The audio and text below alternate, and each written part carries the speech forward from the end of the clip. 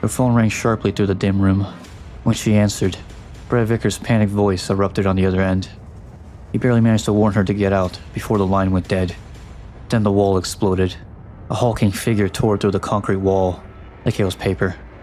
Jill barely had time to register the towering shape before instinct shoved her into motion. She lunged out of the creature's reach, sprinting into the hallway as its massive form thundered after her. She crashed into the neighboring apartment, slamming the door behind her. Smoke and dust filled her lungs as she shoved open a window and dropped onto the fire escape. Outside she froze.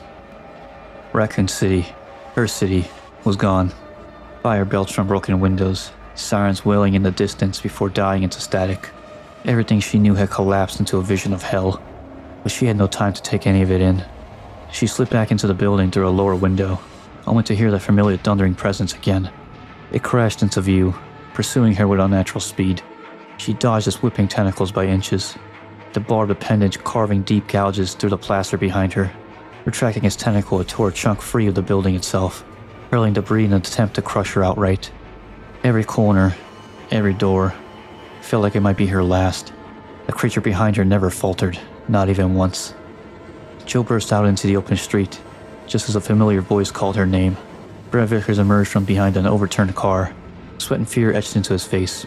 He didn't have answers, only one grim certainty.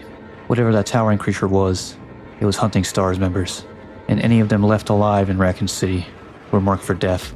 Before Jill could respond, a barricade down the street buckled under the weight of a pushing, moaning mass.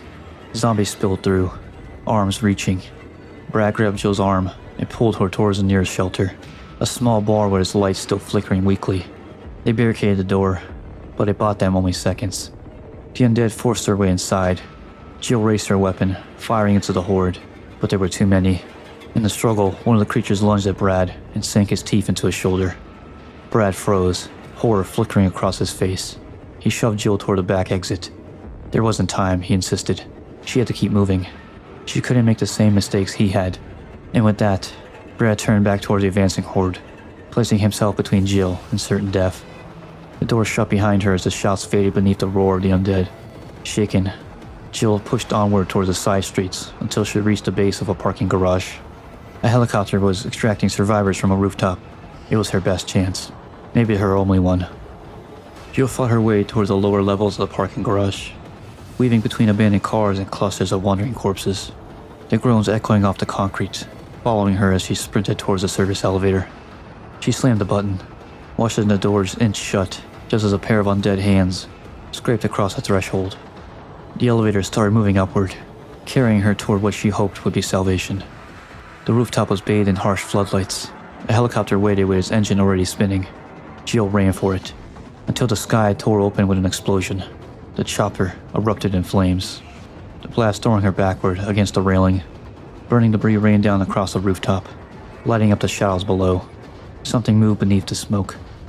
The creature from Jill's apartment stepped forward, the flames behind it casting its massive frame into a monstrous relief. With no weapon strong enough to stop it, she made a split-second decision. She dove into a nearby car, hot-wiring the ignition and slamming her foot down on the accelerator. The vehicle roared against the rooftop and crashed directly into the creature, carrying both of them over the edge of the structure. The world spun violently before the car smashed into the ground below. Jill crawled from the wreckage, just as the vehicle ignited, the flames engulfing the creature. The fire ate through its outer coat, melting away the mask fused to his face. For the first time, Jill saw what hunted her, the exposed, distorted jawline, the pulsing tissue, the raw hatred fixed upon her with a single unblinking mutated eye. Just as the creature lunged forward, a thunderous blast cut through the night. An anti-tank rocket struck the creature squarely, in a plume of smoke and shattered pavement. A hand reached down to Jill. Carlos Oliveira. He pulled her to her feet, carrying her away from the crater's street, leading her towards the shelter of the subway station, one of the few safe havens left in the city. Behind them, the creature slowly began to rise again, its hunt far from over.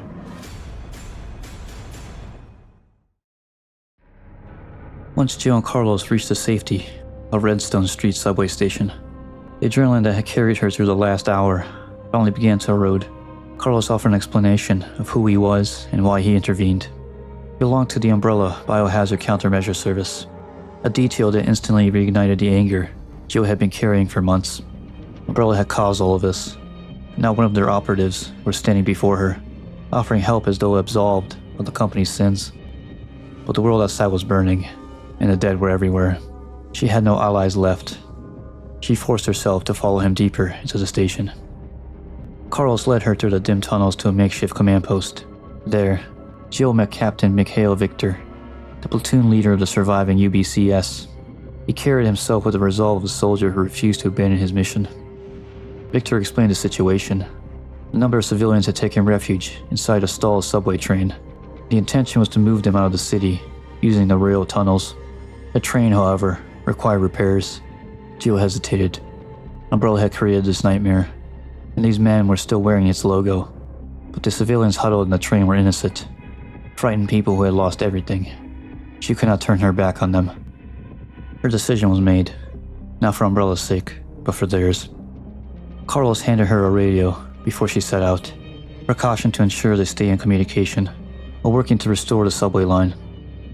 Jill's resurfaced onto the smoke-choked streets of Raccoon City, the distant howls of sirens mixing with the restless groans of the undead. Carlos's instructions came through her radio in clip bursts, guiding her towards the electrical substation needed to restore power to the subway line. At the halfway point towards the station, Jill found a lone UBCS soldier slumped against the wall. Murphy Seeker. He had been badly wounded. Jill stepped forward, preparing to treat him. Before she could, a figure emerged from the shadows. Nikolai Zinoviev. He raised his weapon and fired a single shot into Murphy's skull. Jill recoiled, stunned by the abrupt execution. She turned toward Nikolai, her shock hardened into anger, but his expression remained unreadable. His stance made it clear he already assessed Murphy's fate and dismissed it as irrelevant. With a dismissive gesture, Nikolai brushed past Jill, making no effort to justify the killing. To him, Seeker had been a liability, nothing more. He regarded Jill with a similar disdain, silently labeling her compassion as weakness, before signaling her to return to the subway station. In his view, the mission required efficiency, and he had no patience for anyone he deemed a hindrance. Jill watched him disappear into the smoke-cluttered corridor, her resolve only tightening. She continued forward alone, determined to finish what she had started. Jill pressed deeper into the substation's grounds. The air grew heavier as he approached the fenced-in facility, the hum of failing transformers echoing through the dark. When she stepped inside, the lights flickered on, revealing walls slick with an organic sheen that had no place in the substation. Then she saw it, suspended above the tangled network of power cables. It was a massive, cocoon-like structure. Thick strands of mucus-drenched webbing draped across the machinery. Before Jill could back away, spider-like creatures dropped from the ceiling, in a skittering blur of limbs and mandibles, swarming her in a coordinated assault. One of the creatures lunged and lashed onto her, forcing a parasitic embryo into her throat. Jill staggered, retching, her body burning from the invasive infection. Fighting through the nausea and panic, she managed to neutralize the larva before it matured, a violent convulsion leaving her aching but alive. After turning on the main power breaker, a surge of electricity roared through the substation. The power returned not only to the facility, but to the entire metropolitan grid, illuminating the city in a sudden, blinding torrent of light. High voltage currents arced through the webbing in the cocoon above, igniting it from within. The hive burned away in seconds. As Jill left the substation, the large creature from before had found her again. It burst through the wall with its monstrous gait, tearing through debris as if nothing stood in its way. Jill dodged down a side street, waving between crashed vehicles and burning wreckage, every footstep behind her shaking the pavement. She escaped only by slipping through a collapsed storefront, losing Nemesis in a maze of rubble and fire. Breathing hard, she steadied herself and relayed the situation to Carlos. The creature was alive. The monster was gaining ground, and its pursuit hadn't weakened for even a moment. Carlos urged her to return to the subway station, but she refused. Without power routed to the metro's traffic system, the subway train and the civilians trapped inside would never get out of the city. Her destination, the traffic control center. Navigating the ruined streets, he finally reached a small command building, overlooking the central rail network. Inside, the console flicked weakly with restored power, waiting for manual input. Jill activated the system, and Carlos guided her through plotting a viable escape route. When the task was complete, Jill turned away from the glowing console and began to make her way towards the subway station. Everything was all set, and the survivors now had a chance for survival. Jill returned to the subway station. Carlos met her at the entrance. Behind him stood Harold Patrick, and Nikolai watching the room with cold, clinical detachment. Nikolai assessed the situation. The city, he indicated, was saturated with the T-virus creatures, far too many for any direct escape through the streets. The notion of fighting their way out was, in his view, foolish and suicidal. His gaze drifted to Jill. There was no sympathy in his expression, no acknowledgement of what she had survived to restore the subway route, only the same sneering disdain as before, an implication that she would be unreliable, and that trusting her would inevitably lead to Carlos's death. Jill felt the weight of the accusation, though she refused to let it shake her resolve. Before the moment could escalate further, the station shook. A heavy impact resonated through the tunnels, followed by the unmistakable quake of enormous footsteps. Jill reacted instantly. She slammed the security gate shut between them and the creature, locking the heavy barrier in place. Jill realized there was only one option. She had to lead it away. By Carlos and the remaining team, enough time to evacuate the civilians. She turned and sprinted towards the adjacent corridor, the station quaking as the creature redirected its focus, smashing through obstacles in its chase. Jill descended the staircases and maneuvered through the narrow bowels of the building. She forced open a maintenance hatch and dropped into a ventilation duct just as the creature crashed into the wall behind her. She fell into a damp concrete tunnel. Jill attempted to raise Carlos on her radio, but only static greeted her. The concrete wall smothered the signal, leaving her isolated in the darkness beneath Raccoon City. She knew she couldn't afford to linger. Her only choice was to find a way back to the surface. Jill moved cautiously through the murky passageways, her flashlight cutting thin beams through the gloom. The silence didn't last long. Emerging from the shadows were grotesque, amphibious creatures. Their swollen bodies, powerful jaws, and malformed appendages reflected a failed line of bioweapons, engineered to thrive in damp environments, but deemed too unstable by Umbrella. Instead of destroying them as ordered, a scientist named Dr. Logan had smuggled them into the city, hoping to sell them to Umbrella Europe. Now freed by the chaos, they prowled the tunnels. One lunged at Jill, its mouth peeling open to reveal a cavernous maw. She nearly avoided the strike, returning fire with controlled precision. The creature collapsed into the sewage with a violent splash. More followed, surging out of the dark recesses, but Jill fought through them, driven by instinct and sheer determination alone. At last she reached the access ladder, leading to the maintenance hatch. Climbing upward, she pushed through the rusted gate. Her radio crackled back to life. Carlos's voice broke through the static, filled with relief when he learned she was alive. The subway team was prepping to depart, and he urged her to return as swiftly as possible. As Jill was climbing up the last ladder, the creature grabbed her by the head and hurled her straight through a collapsing wall. She crashed onto the pavement outside, skidding across broken glass. She staggered upright, and the creature dropped into view from above. This time it was armed. A modified flamethrower ignited in its grasp, bathing the street in a roaring spray of fire. Jill sprinted down the narrow alley as the inferno chased her, the creature setting the walls, cars, and anything unfortunate enough to caught in its path on fire. She darted into the nearest building, scrambling up flights of stairs while heat blossomed behind her, finally reaching the roof just as the monster arrived behind her. She had nowhere to run now. Jill circled the rooftop, dodging arcs of flame and debris as the creature pressed its attack. She aimed for his fuel tank, firing in controlled bursts, each shot to stabilize the unit strapped to his back, till the pressurized tank ruptured in a violent detonation. The explosion knocked the creature off its feet, engulfing in flames, while Jill descended from the rooftop. Jill contacted Carlos, reporting its apparent demise before descending back toward ground level. Jill barely made a few blocks before the creature fell from the sky right in front of her, its body charred from the earlier explosion, yet disturbingly unfazed. The creature lifted a newly acquired weapon, a rocket launcher. A red beam swept across the asphalt, locking onto her position like a predator's gaze.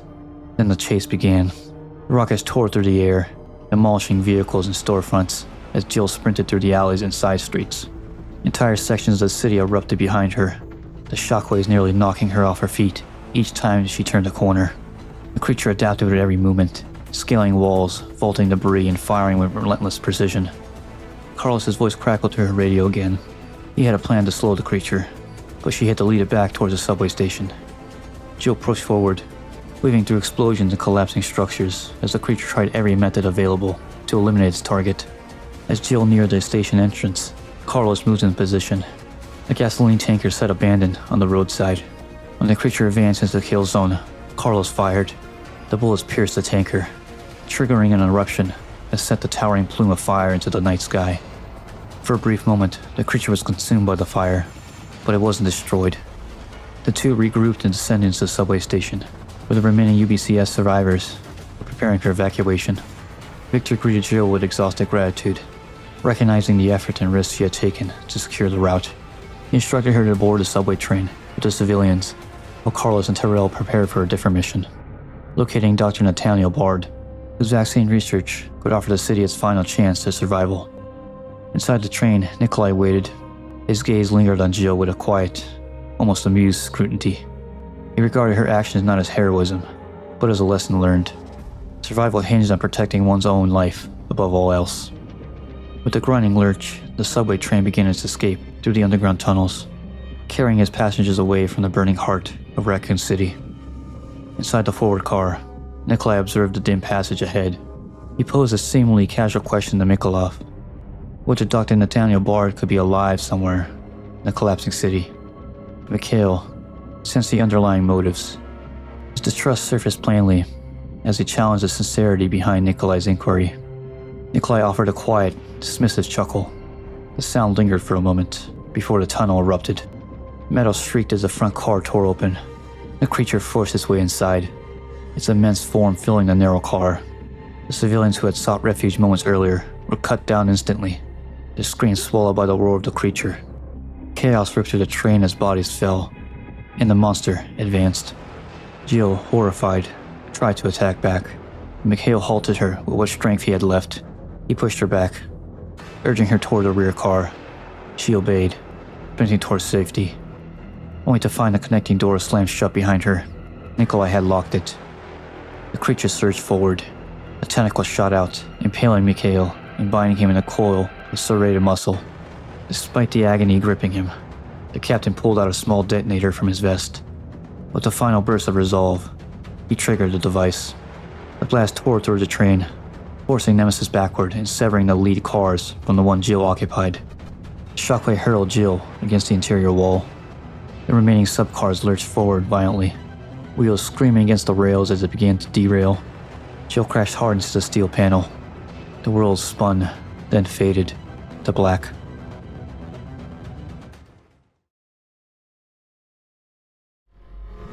Carlos and Terrell approached the front steps of the Raccoon Police Department. Dawn was still hours away, and the courtyard, now converted into a makeshift cemetery, was littered with hastily dug graves and abandoned equipment. As they neared the entrance, they witnessed a grim scene unfold. Lieutenant Marvin was struggling on the pavement, grappling with a zombified Brad Vickers. Brad's infection had completed its course, twisting him into the same predator that had once hunted Jill. In a desperate surge of self-preservation, Marvin fought him off, but not without suffering a deep bite to the side. Wounded and panicked, Marvin fled back inside the station, slamming the front door shut behind him. Carlos dispatched the zombified Brad with a clean, efficient shot. With the threat eliminated, he and Terrell forced their entry through the side entrance point and stepped into the elaborate halls of the RPD. According to Mikhail's last intel, the doctor was supposed to be inside the STARS office, a secure location tucked deep within the West Wing. The station, however, had become a death trap. The flickering lights revealed corridors littered with debris, overturned furniture, and blood smeared against the walls. Lickers crawled across ceilings, zombies wandered the halls, and no police officer was seen in sight. When he finally reached the secure room, he managed to establish contact with Bard. He escaped the station and was now hiding within the Spencer Memorial Hospital, which had been overtaken by zombies and bioweapons. Worse still, Umbrella had begun eliminating its own researchers. Bard pleaded for extraction before abruptly killing the transmission. With no time to waste, Terrell began hacking into the station's terminal, attempting to trace Bard's signal while Carlos monitored the radio. A sudden fractured message broke through the static. Jill's voice. She reported that the entire subway evacuation had ended in a massacre, and that Nikolai had left them to die. Carlos didn't hesitate. He turned and sprinted toward the police station. headed for the wreckage site where the subway car had crashed. Terrell stayed behind, continuing to track Bard's location.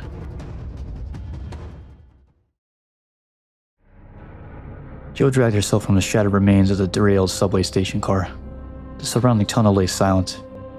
She was alone. Every other passenger lost in the violent crash. With no choice but to push forward, she climbed through the maintenance shaft and emerged into the night near St. Michael's Clock Tower Plaza. Ash floated gently through the air, carried by the wind from distant fires. As she regained her footing, a thunderous roar echoed across the plaza. The creature that has been hunting her. Jill hurried across the elevated walkway bridge, overlooking the riverbank, just in time to witness a burning, disfigured silhouette tumbling into the water below. Only then did her radio reconnect, allowing her to reach Carlos and tell him about the train crash from earlier. Before she could finish, the river erupted. The creature launched itself from the water, his body warped into a new form, quadrupedal and animalistic. The makeshift coat it once wore was gone, revealing elongated limbs ending in massive claws, capable of tearing through steel. Its movements were faster now, more predatory, driven by an instinct far more primal than before. Jill ran. She sprinted across the plaza as the creature leapt from stone walls and clawed across the clock tower's foundations. She dodged its lunges, darted between ruined stalls, waved through shattered fountains until she found herself in the open center of the plaza, the worst possible place to be cornered. With no escape left, she turned to fight. Explosive rounds lit the night sky in a series of fiery bursts, hammering into the mutated creature, the blast staggering it as each impact shaking its monstrous frame until it finally collapsed. Breathing heavily, Jill prepared to retreat, but the creature was not yet finished. It surged forward in a last frenzied strike, grabbing her by the legs and dragging her backward across the plaza. Desperate, Jill fired at the chain supporting the metal gate above them. It snapped, and the heavy barrier dropped like a guillotine, severing the creature's arm with a sickening crunch. For a moment, Jill believed the creature to be defeated. Instead, she watched in horror as the creature convulsed and regenerated its lost limb.